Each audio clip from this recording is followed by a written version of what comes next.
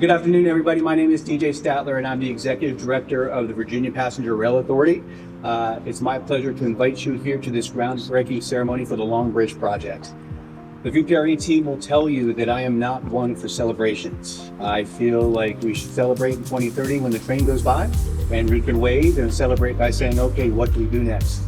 Ben Franklin said, speak little, do much. That being said, this project has been in the works, talked about for decades. Planning started in 2011, and today, in 2024, we are moving dirt, which is a huge accomplishment thanks to so many people. So just a round of applause for that. I'd also point out that having this ceremony in the month of October is appropriate because it was in October of 2009 that Virginia had their first state-supported train. That was the train that went from Washington to Lynchburg. Back then, we weren't really sure what was going to happen. We expected about 30,000 riders in that first year. 12 months later, 100,000 people rode that train. And that was the beginning of Virginia showing that if you put trains out there, people will ride them. This is a continuation of that effort. It's not just Virginians, however, that will benefit from the Long Bridge. Throughout the Transforming Rail in Virginia, we will deliver $7.2 billion to the economy.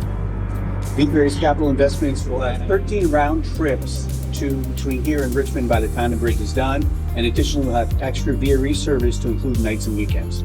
So I was told on-time performance had only 2 minutes here, and it was a strict 2 minutes, and I was starting a minute late. But I need to just shout out folks that we would not be here without their help, and I'm going to miss names and I apologize. But Secretary Pete Buttigieg, thank you so much for being here. Thank you for your support. So the applause doesn't count towards my commitment, right? Sure. Senator Warner, it's always good to see you. Thank you, sir.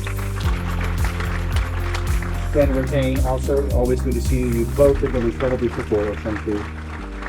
U.S. Representative Jerry Conley, thank you, sir. Representative Abigail Spanberger, thank you. I've not seen State Senator Jennifer Boysko, but I think she's here, so thank you, Jennifer. Delegate Carrie Delaney, Delegate Alfonso Lopez, Randy Marcus and Brian Barton, our partners from CSX.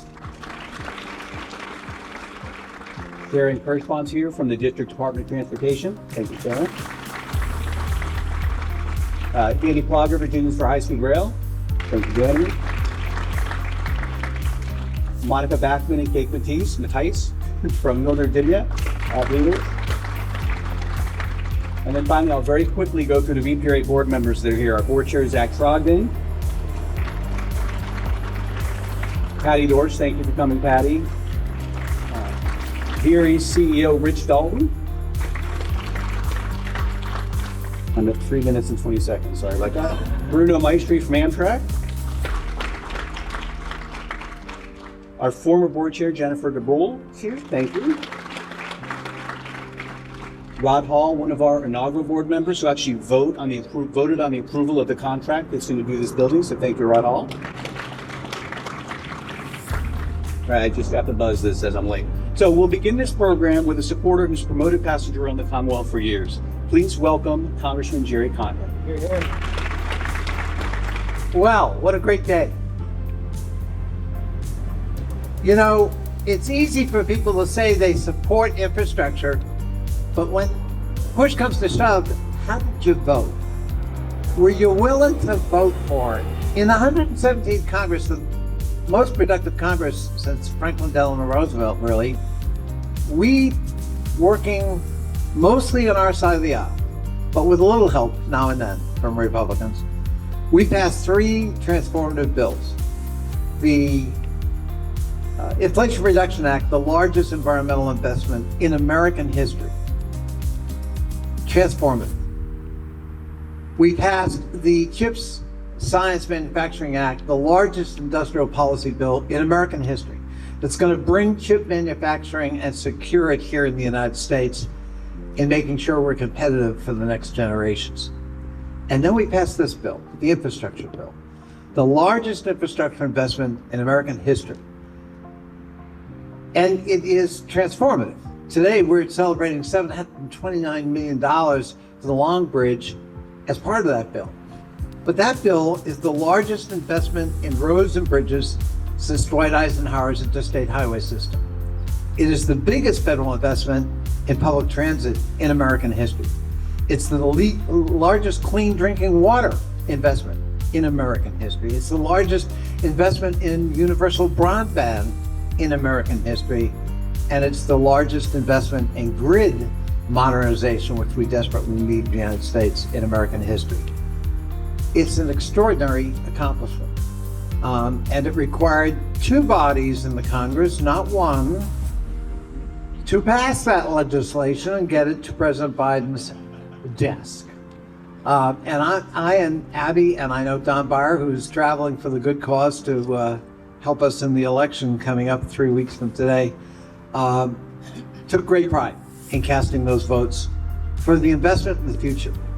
You know, Oscar Wilde once said, some people know the cost of everything, but the value of nothing. Investments have returns on them. This investment will have a return for decades. I mentioned the interstate highway system. It's still returning 70 plus years later. When you make investments in infrastructure and education and research and development, those aren't sunk costs. Those are gifts that keep on returning, make us stronger. And they're going to make this region stronger. They're going to facilitate commuting. They're going to facilitate employment.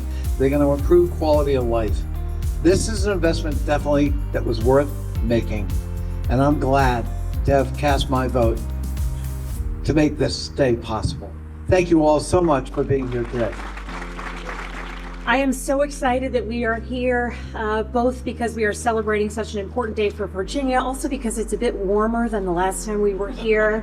For those who remember that cold December day when we were only announcing millions of dollars in federal funding that would help secure this project.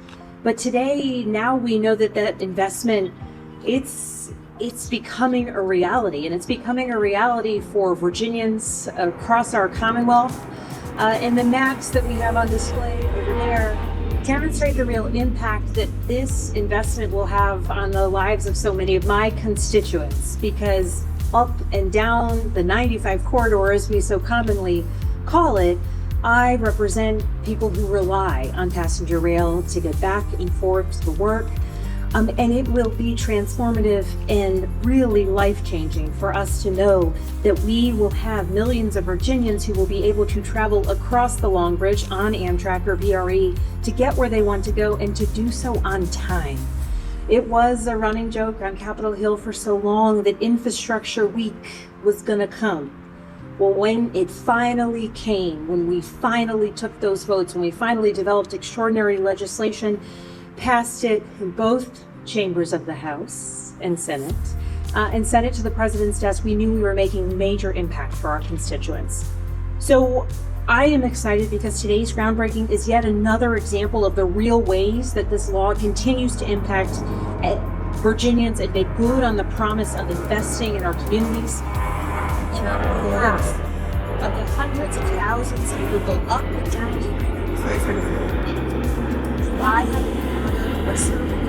I look forward to the day that riding along the new Long Bridge will ensure that people are having an easy commute to work, and that we will be able to see what a smart investment in action looks like. And now it's my pleasure to introduce Senator Tim Kaine. Thanks so much, and good afternoon. What a great occasion. So I'm going to start and just be honest with you. I'm here for kind of selfish reasons. I live walking distance from Main Street Station in downtown Richmond, Virginia. It was a historic train station that had been closed and mothballed, but when I was mayor, I bought it back from the state, renovated it, and we've reopened it to Amtrak service. And I work walking distance from Union Station here on Capitol Hill. The improvements to Long Bridge and in this corridor are going to make it dramatically easier for me to get to DC for the 36 weeks a year where we're at the United States Senate. But I don't feel bad about being selfish because so many others are going to benefit from this investment. Whether you're on Amtrak to Richmond or Raleigh, North Carolina, or whether you're on Metro, or whether you're on VRE, or whether you're on Amtrak service that will veer out toward Lynchburg and Roanoke and the New River Valley and Bristol, or whether you're a cyclist that wants to ride on a pedestrian bridge that's now going to be available to you when you do this project, you are going to benefit from this amazing $720 million investment. Mr. Secretary, it's so great to be your partner. Our congressional delegation is partnering with you and the Biden administration to make this happen. One last thing I want to say. There's never anything you do in Washington that has been done forever. We got to reauthorize the infrastructure law. This was a 6-year investment that we made when we voted on it in November of 2021. And when we get into 2026, the question will be on the table for members of Congress. So what do you think? Did you value the road, bridges, rail, port, airport, broadband, power grid? Did you value that? Did you value the jobs that were created? Did you value the opportunities to connect communities in greater and greater ways? And we're going to have a great debate and a great vote in the next Congress of the United States about whether the 6-year investment should turn into a much longer term investment. And I have a feeling that even some of the folks who voted no the first time, having seen the impact on their communities all over this country, will now be over in the yes column. And I very much look forward to that.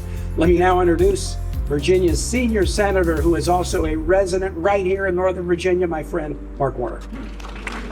As a resident of Old Town Alexandria, I'm so glad the planes are taking off this direction. Think about that reauthorization. If we just keep all the folks who voted for it last time and add in all the members of Congress who didn't vote for it but have shown up in ribbon cuttings across the country during the last 5 years, we'll have an 85% passage. It is great to be here. DJ, I think it was always good that we were trying to see. DJ is famous for his grins and laughs. We were hoping we could get him to break a smile at this event.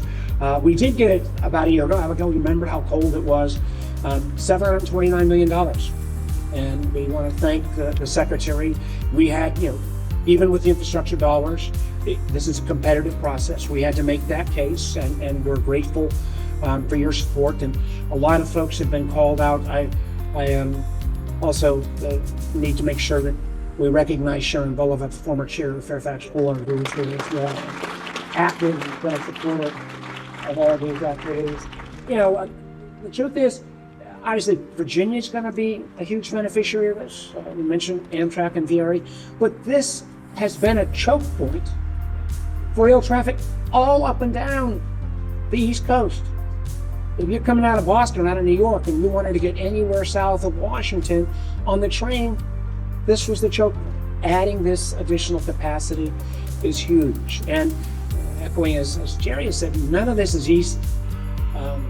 The real backstory of a bill that Tim and I had to pass to the Long Bridge Act to make sure that we had to do a bunch of jumping through hoops with our friend Joe Manchin to get the Interior Department to give the land, to get through. The sausage making is never that easy, but it is all now come to fruition. $729 million, we're grateful for that. This bridge will be constructed. It will open up rail traffic. It will rail up hikers as well as cyclists. It's a great win for all of us. And I'm going to now introduce Richard Smith. Richard, who was a member of the Painters, a great part of the AFL-CIO, who I think will introduce the Secretary and also talk about the incredible number of union jobs that are going to be working on this essential project. Richard, you're good. Good afternoon. My name is Richard Smith. I'm a resident of the city of Alexandria and a proud 22-year member of the International Union of Painters and Allied Trades. I worked as an industrial painter all my life on almost every type of infrastructure project imaginable. Transportation, bridges, water, submarines, you name it, I've worked on it. It's been hard work, but I'm grateful that a career in the trades has allowed me to build critical infrastructure across the country. And I'm grateful that a career in the union trades has allowed me to do so while providing for my family with health care, pension, strong wages, safety, and security on the job. We're here to celebrate the groundbreaking of the Long Bridge project. which will transform the future of passenger rail in Virginia. Projects like the Long Bridge are an opportunity to connect people.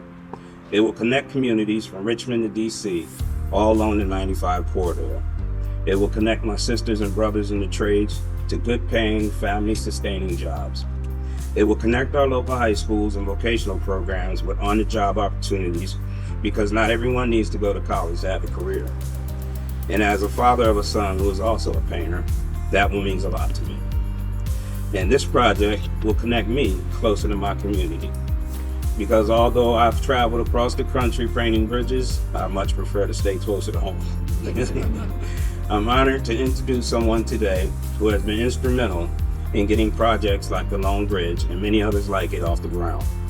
Secretary Buttigieg has worked hard to ensure the investments from the bipartisan infrastructure law are producing meaningful infrastructure projects across the country and creating union jobs at the same time. Secretary Buttigieg, my whole career, has been putting finishing touches on critical infrastructure projects to make sure they last for future generations. It is my honor to introduce you because you have the same mission. Thank you. Good afternoon, and thank you, Richard, for that excellent introduction. Thank you for what you do, and all of your fellow Union of Painters and Allied Trades members, and all of those who are working on our infrastructure. It's a big part of why we're here, and we thank you for it. And by the way, for anybody who thinks because you know what it's like to paint a room, you know what it's like to paint a bridge, I would invite you to have the experience that Richard's union colleagues patiently walked me through learning how to use a shot blaster and see if you can stand upright while you do it. It is an incredibly demanding and highly skilled job, as you know well, and we're glad that they're professional doing that. I want to thank all of the leaders who are here, including those who spoke. I'm so glad to be here with Senator Kaine and Senator Warner, who were partners in shaping this bipartisan infrastructure package.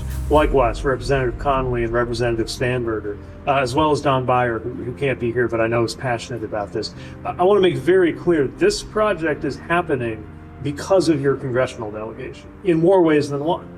First of all, their advocacy for this project specifically, because as was mentioned, even though that pot of funding was there, it was far from certain that this much of it would come here unless that case was made. But also the simple fact that we have this infrastructure bill. Now we're so used to it, it's like it couldn't have been any other way. This is not something, as a matter of fact, the political obituary of this infrastructure bill was written half a dozen times by commentators across the river before we finally got it done. So it is a testament to their support, perseverance, bipartisan hard work, and leadership that we're able to do this. And everybody here who's excited about this project ought to be thanking, among many others, your congressional delegation. Let me also acknowledge a couple other members who can't be here who were part of that. Representative Wexton, who has been such a key part through her committee work and her leadership of making sure that we're able to do this. And Delegate Eleanor Holmes Nord, who's on the T&I committee, very passionate about this issue. And when they told me that our proceedings would begin with a DJ, I have to admit I had the wrong idea. Thank you for your work on this and for keeping your eye on that 2030 vision. Before turning to the matter at hand, I do want to take a moment just to acknowledge the ongoing relief and recovery response taking place across the Southeast in the aftermath of Hurricanes Helene and Milton, and knowing that that has affected Virginia, among other states. Already, the U.S. Department of Transportation has directed $134 million in emergency funding to North Carolina, South Carolina, and Tennessee for some immediate needs for getting critical routes back up and running. We're directing another $3 million through our Thriving Communities program to help communities impacted by those disasters. And these are just the earliest steps. We're going to continue working at the President's direction across all federal agencies to make sure that impacted communities get the resources that they need. And I plan to visit some of the affected areas later this week to get a firsthand understanding. I just want to emphasize too, in my conversations with the governors and local leaders in the various states that have been impacted, you would never know who belonged to which party. And I very much hope that spirit will prevail when Congress comes back to attend to the disaster funding needs that are going to emerge. So with that, I do want to talk about the good news at hand. I have had the great pleasure of celebrating groundbreakings and ribbon cuttings and other events now in literally every state in the union. But it's rare that I get to mark one at a venue that's occasionally part of my morning routine. And back when I got it in my head to do a triathlon, I remember swimming here and then hitting the trail and thinking, well, we're right by the bridge. I'm just going to run right on over there, only to realize that while it might be very close as the crow flies, you got to go down to Crystal City, pick up the magnificent Mount Vernon Trail, get back up to DC in order to enjoy running on the mall. And while the bike and pedestrian part of this scope is a little separate from the grant we're celebrating, I'm still very glad that it's part of the overall vision for this project. It's going to be a great quality of life benefit and safety benefit around here. Anyway, all of which is to say, I'm very excited to be able to celebrate with you something a little bit closer to headquarters. Now, on Long Bridge today, freight and passenger rail that share the tracks that cross this bridge at a time when passenger ridership is on the rise and when capacity is virtually maxed out at peak hours, are depending on a structure that is more than 100 years old. And we know that something like this is happening in a lot of parts of the United States, but rarely in the United States will you find a single piece of infrastructure on which so many people depend every single day. A more modern structure and updated capacity are going to be vital to sustain that level of traffic, and we're going to have a lot more coming. Supporting the economic growth that's happening in this region requires us to make investments that should have been made a long time ago. And now, thanks to the bipartisan infrastructure package, that investment is actually happening. The funding, which has long been needed, is in hand. Key planning milestones have been met. And so today, on behalf of the Biden-Harris administration, I have the privilege of joining you to officially celebrate the groundbreaking of the new Long Bridge.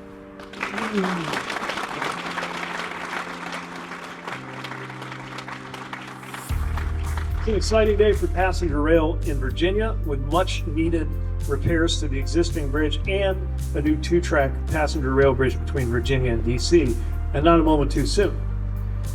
With the partnership of the members of Congress here today, the VPRA, and the work of so many of my colleagues in the Federal Rail Administration, led by Amit Bose, our administrator, thanks for your work on this. We are making good on President Biden and Vice President Harris' promises. And I just want to stress that what that means is we're not just connecting the East Coast, but really taking a major step toward America having a better connected, more robust passenger rail system. We're putting an end to the years of Americans saying, why can't we have nice things in passenger rail like people in so many other countries do? It's happening across the country. Earlier this year, I was in Las Vegas, where we broke ground on a project that will be the first true high-speed rail operating on American soil, connecting to Southern California. I was in Raleigh to break ground on a passenger line that's going to connect to Wake Forest and eventually on up to Richmond, which means one day trains starting there could find their way all the way through these new and improved bridges into DC after picking up the senator on his way to come vote.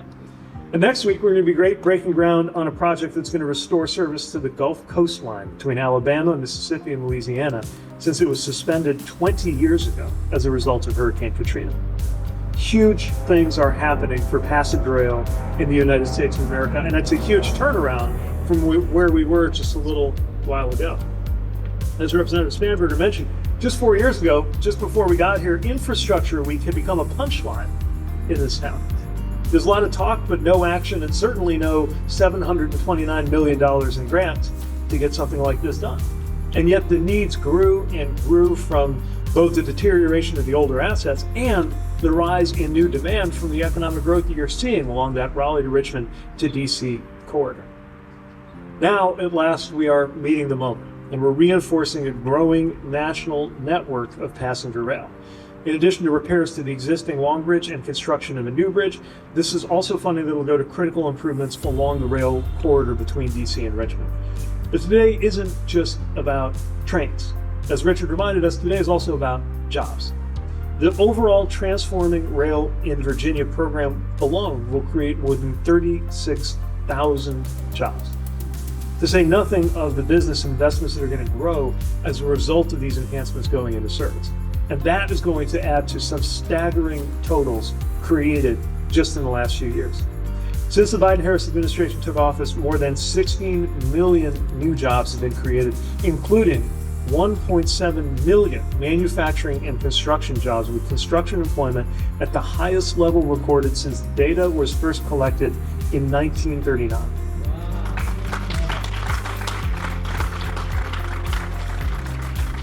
So the point is, this isn't just a bridge. It's an investment in our way of life, in our economy, in our future. We are building safe, accessible, resilient transportation that is going to stand the test of time with your help. And as we do that, we're making good on the idea that Americans ought to have just as good or better passenger rail than people who live anywhere else in the world. My hope and expectation, I see our very youngest attendee back there. How old are we then? 3 weeks. Congratulations. So by the time that infant is old enough to ask us what we were doing in the early 2020s to set up this country for success, they won't know a country, and my kids who are 3 right now won't know a country that didn't have high-speed rail and excellent passenger rail. And I think that's a legacy we can all be very proud of. So thank you for everything you've done to get us here, and save me a seat at that ribbon cutting in 2030. The Virginia Passenger Rail Authority is committed to transforming rail. Connect with us at vapassengerrailauthority.org.